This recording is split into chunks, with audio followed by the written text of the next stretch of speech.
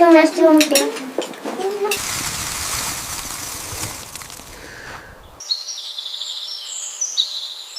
walk into the supermarket in the dead of winter, looking for a piece of fresh ginger to settle a sick child's stomach. You find it sitting under the bright fluorescent lights, shriveled, priced at $5 or $6 a pound. You bring it home, use a piece, and leave the rest on the kitchen counter. Weeks pass, it dries out, it molds. But it never sprouts, and you think that is just the nature of ginger. It is not.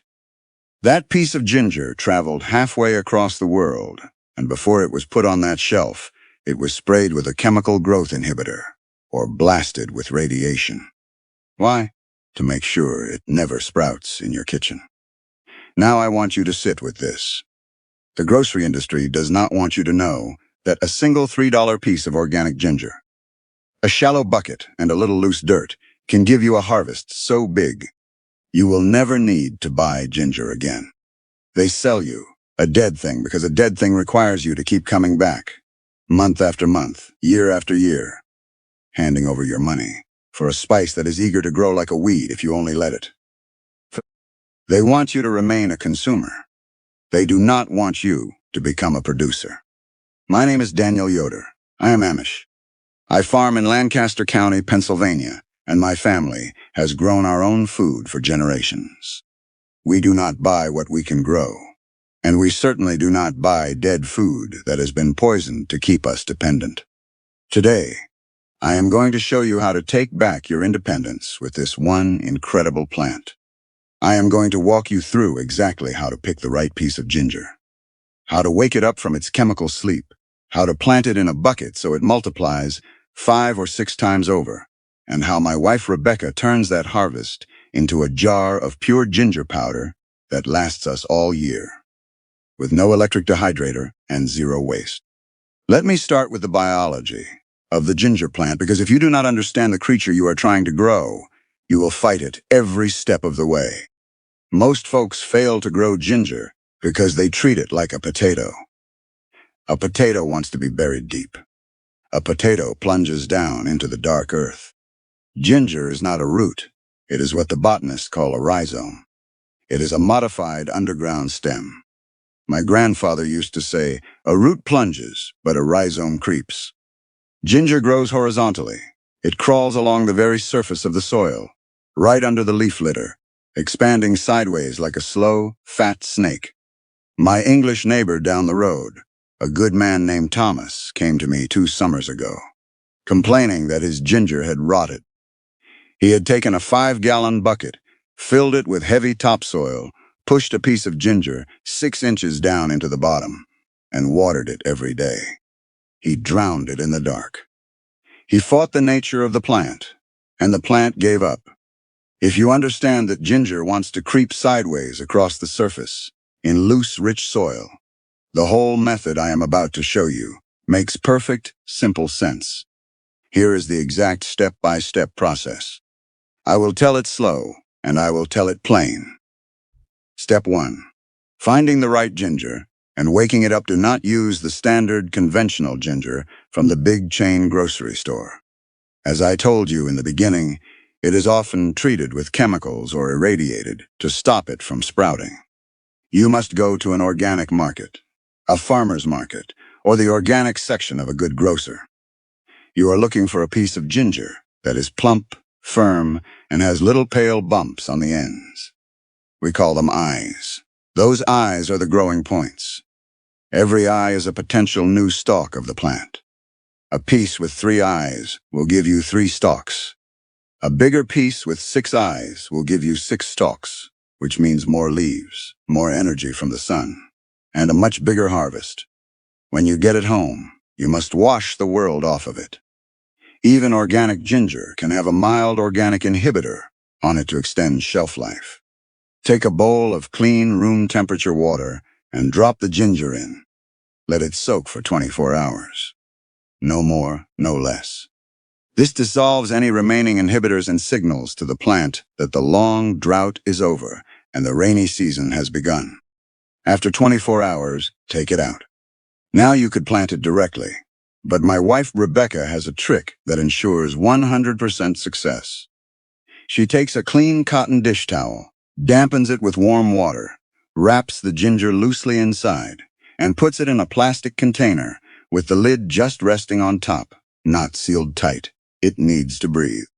She sets that container on top of our kitchen icebox, where it is consistently warm. In a week or two, those little eyes will swell, turn green, and begin to push out actual little roots. Now you have a living, eager plant, completely awoken and ready for dirt. Step 2. Choosing the right container. Remember, my neighbor Thomas and his deep 5-gallon bucket. Do not do that, because ginger creeps sideways. It needs width, not depth. You want a container that is wide and shallow. An old galvanized washtub with holes drilled in the bottom, a heavy plastic feed pan from the farm store, or a wide, shallow terracotta pot. It only needs to be about 8 to 10 inches deep, but it should be as wide as you can manage. The wider the pot, the more the ginger can spread, and the larger your harvest will be. Drainage is not optional. It is life and death. If your container does not have holes, drill them. Ginger loves moisture, but it despises sitting in a puddle. A puddle brings rot, and rot is the only true enemy of this plant. Step 3. The soil mixture is a hungry plant. It evolved in the rich, decomposing leaf litter of tropical Asian forests. It wants soil that is loose enough to push its fat rhizomes through and rich enough to feed its rapid growth. Plain garden dirt from your yard is too heavy and will bake into a hard brick in a container. You mix your own. Half of your mix should be the richest, blackest compost you can find. We use compost from our own piles that has broken down for 2 years. The other half should be a mix of coconut coir or peat moss to hold moisture, and something to create air pockets, like coarse sand or perlite. When you squeeze a handful of this soil, it should hold together for a second, and then crumble apart easily when you poke it. That is the texture of the jungle floor. Step 4. The hilling method, how to plant, is the secret to a massive yield. Fill your wide container only halfway up with your soil mix. Lay your sprouted piece of ginger flat on its side, right on top of that soil, with the green eyes pointing up toward the sky. Do not stand it on end. Lay it flat then. Cover it with just 1 inch of soil, barely enough to hide it. Press the dirt down gently with your palms to make sure the soil is touching the ginger, and give it a light watering. Just enough to dampen the soil, not soak it. Now, why did we only fill the container halfway? Because of a technique called hilling. Over the next few months, as the green stalks shoot up and the plant grows, the new ginger rhizomes will actually push their way up out of the soil, exposing themselves to the air. Every time you see the pink and white shoulders of the new ginger poking out, you take another handful of rich compost and cover them back up. You hill the dirt around the base of the stalks, exactly like you would a potato plant. You do this again and again over the season. By the end of the summer, your container will be full to the brim with soil, and underneath it, layer upon layer of massive, stacked ginger rhizomes. If you fill the pot to the top on the first day, the ginger has nowhere to go but out into the air, and it stops growing. Give it room to climb. Step 5. Placement and patience. Ginger requires you to respect where it came from. It is a tropical plant. It wants heat, it wants humidity, and it wants filtered light. The blazing direct, 100-degree July sun will scorch the leaves and turn the tips brown and crispy. Deep, dark shade will stunt it. The perfect spot is morning sun and afternoon shade, or the dappled light underneath a large tree. We keep ours on the eastern edge of the porch, where it gets the gentle morning light and is protected from the harsh afternoon burn. Now I am going to give you the honest scope, because this channel is built on telling you the truth. Ginger is not a radish. It does not leap out of the ground in 30 days. Ginger requires patience. It takes 8 to 10 months to reach a full mature harvest. If you live in the deep south, in Florida or Texas, you can grow this outdoors for most of the year. But if you live in Pennsylvania like I do, or anywhere the frost touches the ground in October, the winter will kill this plant dead. That is why you must grow it in a container. We start our ginger indoors in February, wrapped in Rebecca's damp towel. We plant it in its wide tub by the sunny south window in March. When the danger of frost is entirely gone in late May, we carry the tub out to the porch. And when the first chill winds of October return, we bring it back inside to finish. You have to be the shepherd of its climate. If you leave it to the mercy of a northern winter, you will lose everything. That is the honest truth of the work. Let me tell you about watering, because my youngest boy, Ellie, nearly killed a crop of ours a few years back trying to be too helpful. He watered the tub every single morning, soaking it until water ran out the bottom. The leaves started to turn yellow and droop. Yellowing, dropping leaves on ginger almost always means the rhizome is drowning and starting to rot. I had to show Ellie the trick. You take your index finger and push it into the soil, up to the second knuckle. If it feels wet, you walk away. If it feels barely damp or dry, you water it. Ginger wants the soil to feel like a wrung-out sponge, moist but never dripping. The secret harvest, Bandicooting. Let us say it is late August. Your plant is 3 feet tall, the leaves are lush, and the air around it smells faintly of spice. You want to make a stir-fry, or you want a fresh cup of ginger tea for a sore throat. Most folks think you have to dump the whole pot out to get the ginger, killing the plant in the process. You do not. The old farmers have a trick. The Australians call it bandicooting, after a little animal that digs in the dirt. Because you planted your ginger horizontally and wide, the newest, freshest ginger is growing right at the outer edges of the pot, just barely under the soil. You go to the edge of the container. Use your fingers to gently brush away the top layer of compost, and you will see the beautiful, pale pink and cream-colored knobs of fresh young ginger. You simply take a sharp knife, or just your hands, and snap off a piece, exactly the size you need. Then you gently push the dirt back over the wound. The mother plant does not die. It heals over the break and keeps right on growing, sending out new shoots in another direction. You can harvest fresh ginger piecemeal like this for months, taking only what you need, leaving the rest alive and growing in the dirt. It is a living pantry, a grocery store on your porch that never closes and never hands you a receipt. Zero waste. The leaves in the harvest when the 10 months are finally up, and the leaves begin to die back and turn brown. Naturally, the plant is telling you its work is done. That is when you tip the whole wide tub over onto a tarp. The amount of ginger that spills out will shock you. A single piece, the size of your thumb, will have turned into a massive, fused hand of ginger, weighing 2 or 3 pounds. But before we even talk about the rhizome, I must tell you the first secret of zero waste. The leaves. The grocery store has trained you to think that the only part of the ginger plant that has value is the root. They cut the tops off and throw them away before the truck ever leaves the farm. What a terrible waste. Ginger leaves and ginger stalks are magnificent. They hold a delicate, mild ginger fragrance. Rebecca takes the long, green leaves, washes them, and uses them to wrap whole trout or chicken before steaming them over the wood stove. The steam drives the gentle ginger oil from the leaves straight into the meat. She chops the young green stalks and tosses them into broths. She ties the older leaves into bundles and steams them in hot water to make the most soothing, mild stomach tea you have ever tasted. Every inch of this plant is a gift. Waste nothing, making the ginger powder, no electricity required. Now you have a mountain of fresh ginger. You can freeze it whole, which works beautifully. You just grate it straight from frozen. But the true treasure is turning it into a jar of raw, pure ginger powder. It is the most versatile way to keep it for years, and we do it without a $200 electric dehydrator. You scrub the ginger clean. Since you grew it yourself in clean compost, You do not even need to peel it. The skin is paper thin and holds tremendous flavor. Take a sharp knife and slice the ginger into thin, uniform coins. They must be uniform, so they dry at the same speed.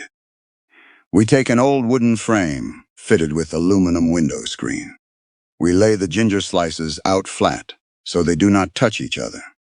Now in the summer, we cover this with a thin piece of cheesecloth to keep the flies off, and we set it out in the hot, dry Pennsylvania sun, bringing it in at night so the dew does not re-wet it. It takes a few days, but if we harvest in the late fall, we set that screen on a rack about 2 feet above our cast iron wood stove. The ambient rising heat of the stove, the heat we are already using to warm the house, slowly draws every drop of moisture out of those ginger slices. You know it is done when you pick up a slice and bend it, and it does not bow. It snaps. A sharp, clean crack. If there is any bend left in it, it holds water, and water will make your powder go moldy in the jar. It must be bone dry. When the slices are dry, they shrink down to almost nothing. We put them into an old hand-cranked cast iron spice mill. You can use a modern coffee grinder if you must. Grind it down until it is a fine, pale golden dust. The smell that hits the air when you open that grinder is a revelation. It is sharp, sweet, fiery, and deeply floral. The dead, pale powder sitting in a plastic jar on the supermarket shelf, ground 3 years ago in a factory and shipped across the ocean, smells like dust compared to this. This smells like life. Pour that powder into a glass mason jar, seal it tight with a lid, and keep it in a dark pantry cupboard. It will last a year, easily. You use it in baking. You stir it into hot water with honey for a cold. You use it as a dry rub on pork. You have taken a piece of a plant, worked alongside nature for 10 months, and secured a medicine and a spice for your family, without handing a single dollar to the corporations that want to feed you. I want to take a moment here because this is the part that matters most, and it is bigger than a bucket of ginger. Think about the supply chain. Think about the massive ships, the chemical sprays, the irradiation facilities, the plastic packaging, the trucking companies, the marketing firms, the grocery executives. An enormous multi-billion-dollar global machine exists to sell you a dead piece of root for $6. And that entire machine relies on one single thing to survive: your belief that you cannot do it yourself. They need you to look at a piece of ginger and think, that comes from a store. They need you to view your own home as a place of consumption, a place where things are brought in, used up, and thrown away. But when you take a living piece of creation, wash the chemicals off it, put it in dirt, and tend to it until it feeds your family, you are doing something revolutionary. You are stepping out of the line of consumers. You are remembering what human beings have known for 10,000 years. That the earth provides abundantly, and that a family willing to work with their hands does not need to be dependent on a fragile, greedy system. My parents taught me this. I taught it to my children. And now out here in the quiet of this farm, I am teaching it to you. The system is a leash. Growing your own food, even just one bucket of ginger on a suburban back porch, is a way of cutting that leash. You are taking back a tiny piece of your own food sovereignty. And once you do it with ginger, you will look at the garlic, the onions, the potatoes, and the seeds in your pantry. And you will start to ask yourself, what else have they told me I must buy? So here is what I want you to do this weekend. Go to a local farmer's market or the organic aisle. Buy one plump, healthy piece of ginger with a few eyes on it. $3 is all you need to spend. Bring it home. Drop it in a bowl of clean water for 24 hours. Wrap it in a damp towel and set it on top of your refrigerator. Find yourself a wide, shallow tub and start mixing your compost. Tell me in the comments below, what state or country are you living in? And what is your climate like? Are you going to keep your ginger on an apartment balcony, a backyard patio, or a sunny kitchen window? I read every single one of these comments. The community of people returning to the old ways is growing, and the stories you share help the new folks realize they are not alone in trying this. Next time, since we have been talking about keeping our harvests safe and pure for the long term, I am going to show you how my grandfather built a root cellar that keeps potatoes, carrots, onions, and apples perfectly fresh all through the freezing winter and the hot summer, with no refrigerator, no electricity, and no moving parts. Just the natural cool of the earth and the proper way of packing the bins. It is the natural next step after growing your own food, because learning to grow it is only half the battle. Keeping it safe from rot is the other. Until then, wash the chemicals off your roots, plant them wide and shallow, and remember, the people who built this country with their hands knew things we are only just starting to remember.